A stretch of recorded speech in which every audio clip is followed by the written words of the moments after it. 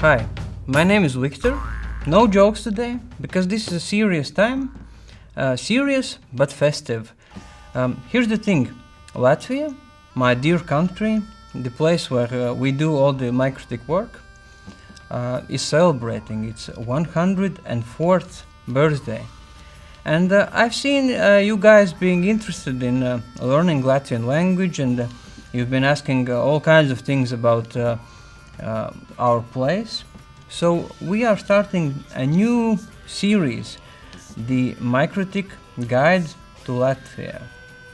And since this is episode number 1, I will tell you briefly about some of the things that you should know about Latvia right off the bat. So let's do this.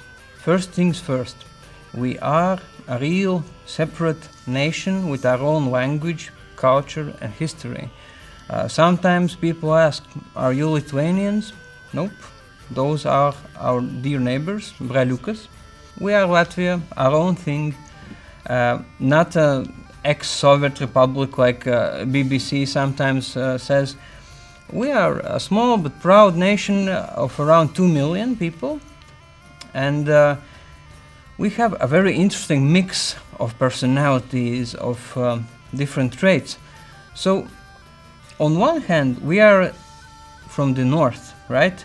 So in some ways we are similar to Scandinavians. We can be a bit cold, we can be a bit reserved, but on the other hand, we have all the influence from Eastern Europe. So we understand emotions, we understand people from, Poland, Italy, South America. We can be friends with all of you guys. So another thing that I must mention if we are talking about Latvia is the nature. I know that every European country is proud of their natural values and their connection to the nature, but you've been lucky because you found the number one nation connected to nature in Europe. And I know that this sounds a bit funny, but hear me out. First of all, if you look at the Latvian last names, almost everyone is either a tree of some sort, an animal of some sort, or some natural stuff like the types of plants that we grow. For example, my girlfriend's family is a bērziņi, which means birch tree, and my family from the side of my father, they are kļaviņš, which is the maple tree. So there's that. Then there are the paganistic rituals.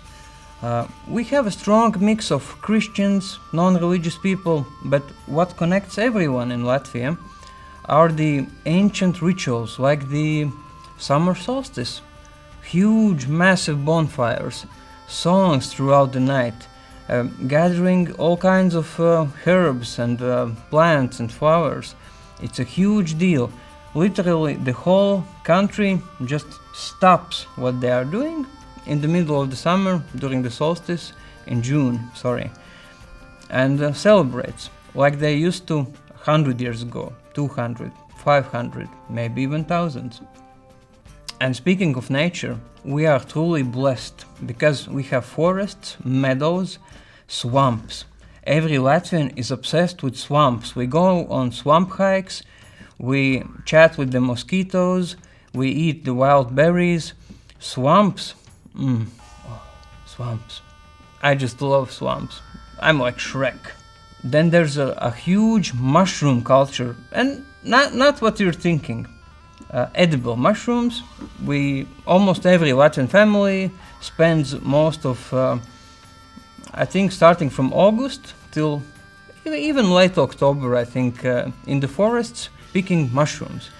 And we put them in jars for next year. We make stews, we make sauces.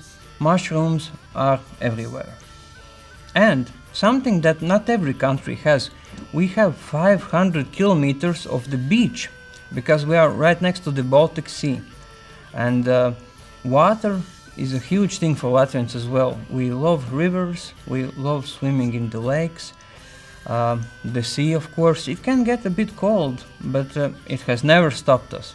And now let's talk language. I have here some notes, some interesting notes, and this will be especially interesting for people from India watching this. I hope you are here, guys, because some people believe, and I'm not a linguist, don't trust me, but some people believe this, that the modern languages of Latvia, Lithuania, and India are the result of the ancient Proto-Indo-European language. So we share so many words with Sanskrit because, like some people believe, we speak one of the oldest languages. So let me give you a few examples from Sanskrit and Latvian. So in India they might say pada, we say pada, which is foot. They say agni, we say uguns, which is fire. They say, for example, dvar, we say durvis. Well, door is also similar, yeah, it's door. And they say, for example, mrityu, we say mirt, which is to die. But let's get to a happier place, shall we? Danam, in Sanskrit, davat, in Latvian, to give. So, a few examples of some interesting, at least, coincidences. But I believe that we are all connected on some level. So, I would like to hear more from you guys. Maybe you could tell me in the comments some of the most interesting or things that you want us to know about your country. Maybe about the national foods. For example, in Latvia, we don't really eat a lot of white bread. And it's not that good for your health, so there's that. We love rye. And we make not only bread, we make also desserts from rye. So there's this klandrausis, and for non-Latvians it is the weirdest thing.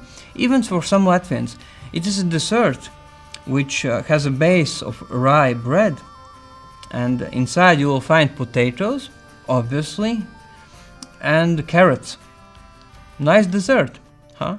But don't be worried, it is really tasty. I'm actually addicted to them. So if you come to Latvia, I personally will deliver a sklandrausis to some of you guys. Not all of you, because I'm not that rich, but we can work something out. Another dessert is the Latvian bread soup. Also, like the sklandrausis, it might sound weird. So the base is just like rye bread crumbles, topped with some sweet cream cheese, stuff like that. But it's really tasty. You eat with some berries or maybe some jams, and it's an interesting combination of like sweet and yeah, like bread-like, but it's really good. And I believe that it's really healthy because all of my Latvian colleagues, like I'm not a big guy. Like, I've lost some weight, but I'm not like this, muscle man. But all of my colleagues are like MMA stars, and they all eat Latvian bread soup. For this special video, I'm here to ask you this. Have you noticed and ever wondered what these intricate yet meaningful design elements on our router boxes imply? The packaging that contains precious MikroTik devices? The first of these designs have been around for more than 20 years, from way back when. Our colleagues channeled their inner Latvian and with sincerity chose to include these patriotic designs. I introduce you to the epitome of Latvian weaving, the belt of Lielvārda. The red and white belt includes signs that have been used as far as 1000 BCE. The traditional 3-meter belt, with all its extremely complicated ethnographic and geometrically woven patterns, are not only a part of MikroTik brochures, business cards, mom t-shirts, our packaging, but also of Latvian folk dresses and even our passports. Even for an expert, it takes close to 3 weeks to design a single belt such as the belt of Lielvārde. The ancient code and information of Latvian ancestors, the origin of the universe and human DNA, is encoded in its red and white patterns and geometric signs, including signs for good fortune, wisdom, fire and light, and for protection against evil and slow internet. Back to you, Viktors. Interesting stuff, huh? But now we have to wrap up. That's all the time we have for today. There will be more episodes. We will try to teach you more about the Latvian language, because being a small nation, we are really proud of our beautiful language, and thank you so much for being curious and asking questions. We really appreciate that, and it really means a lot. And in the following episodes we will show you more of the Latvian way of living, maybe some beautiful places. Tell us in the comments what would you like to see, and of course tell us more about your country and your culture. But for now I have to go and celebrate the birthday, the Independence Day of Latvia. So see you next time.